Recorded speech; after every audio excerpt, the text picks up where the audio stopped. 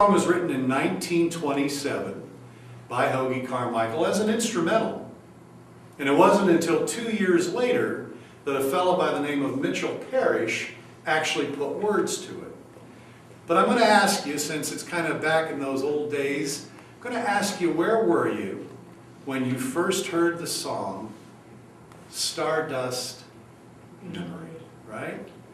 Where were you? What were you thinking about? And maybe who were you with or remembering? So just kind of remember that as I play it, if you will. And as always, if you know the words, feel free to sing along.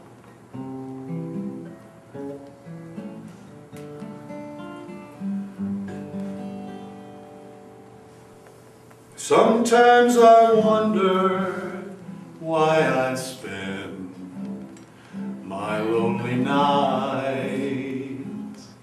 dreaming of a song, the melody hurts my reverie, and I am once again with you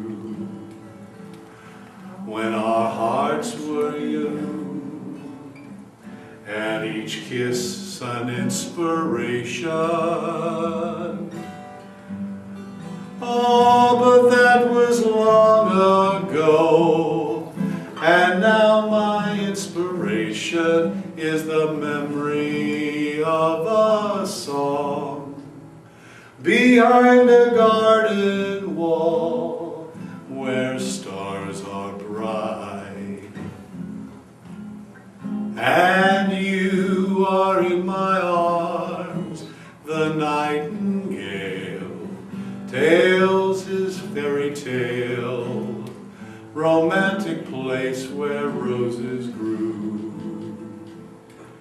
And though I dream in vain, in my heart it will remain, my stardust memory,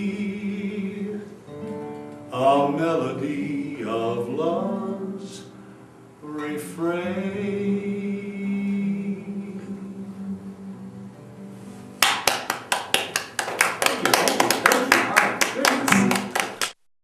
Veterans Day to think about in the month of November. As I thought about it, a lot of times I think it's the unsung heroes. Those people that we don't maybe see or who get put into a stoplight or spotlight that we forget to thank and forget to think about. And as I thought about it, when I was thinking about my dad and my mom, my dad actually came to mind as somebody who falls into that category. So I thought I'd just kind of introduce you to what my dad did during the Second World War, because I have a funny feeling you will have never heard of his job, because I haven't found anybody that ever has, except family members. But I'll start with a picture of my dad, one of my favorites, when he was just a little boy. This is my dad back in the day when he was just, I don't know, maybe 3 or 4, living with my grandparents on their farm in Wadsworth, Ohio. So my dad graduated from high school. That's as far as he got. And then he immediately went to work. He always wanted to be a machinist. So he went to work for the B.F. Goodyear Company up in Akron, Ohio. And I'll bet you've all seen the Goodyear blimp. You know, the one that flies. Sometimes you see it on TV shows. They fly overhead and have a big dramatic picture. Well, my dad was one of the first people to work on the Goodyear blimp as a machinist, but he quickly worked his way up to being on the pilot crew of the Goodyear blimp. So he was actually able to fly the Goodyear blimp. Then the war came. And my dad got drafted. And he was married at the time, and my mom and my oldest sister Cheryl all moved to Miami, Florida, where my dad joined the Navy. Now this is my other favorite picture of my dad. Now keep in mind, my dad was my height, okay? And this picture, my dad wrote all the names of the guys that were in his graduating class from the Navy school. And I have to always find my dad first by looking at him. This is my dad here in the front row. Now my dad was my height, but my dad at the time only weighed 160 pounds. Now keep in mind, 6'2" guy who only weighs 160 pounds. He was pretty skinny. He was pretty skinny. When he got out of the Navy 4 years later, my dad weighed 230 pounds. So you could think, oh my goodness, my dad kind of turned into the Goodyear blimp. In some ways, I guess he might have. He had 4 different uniform sizes in that time. But instead, because of my dad's experience with Goodyear, my dad was put on the blimp patrol. Now, has anybody ever heard about the blimp patrol? No. See? I thought that would be the case. We'll talk about an unsung story. So I thought I'd try and find out what the blimp patrol was all about. Well, let me tell you the reason for it first. Back at the beginning, very beginning of the Second World War, a lot of people don't know this, the German U-boats actually came off the coast of Georgia. They actually came to what's called the Sea Islands, which is down just off the coast of where Brunswick, Georgia is. And all the Rockefellers and the Woolworths, all the millionaires, had cottages down there. So they were afraid, the United States government, that the Germans were going to take hostage of the millionaires. So they evacuated all the millionaires off the islands, but said, oh my gosh, our coasts are vulnerable. We need to have surveillance. So the Navy came up with the idea of having a blimp patrol.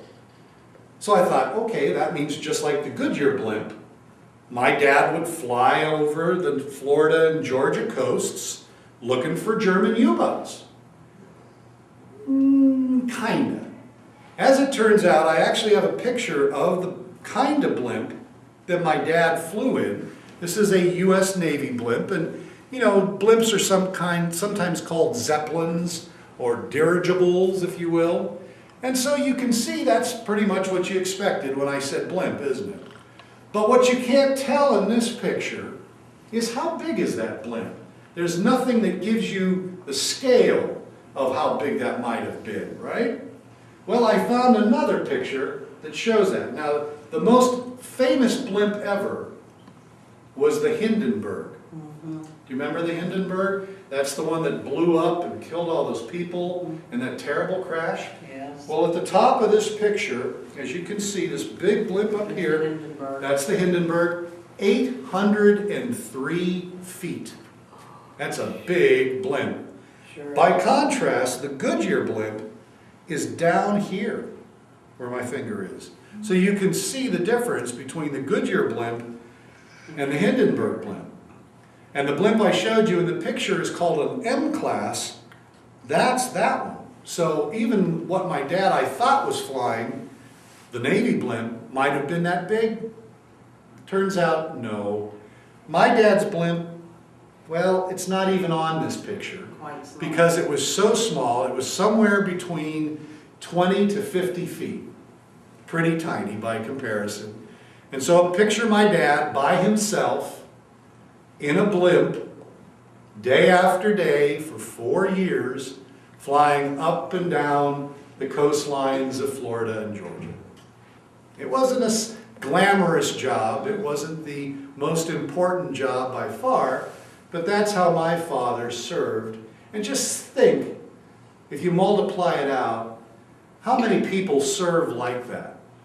With not very fancy jobs or fancy ranks. There's a lot of them, and they never really come to mind when we give thanks.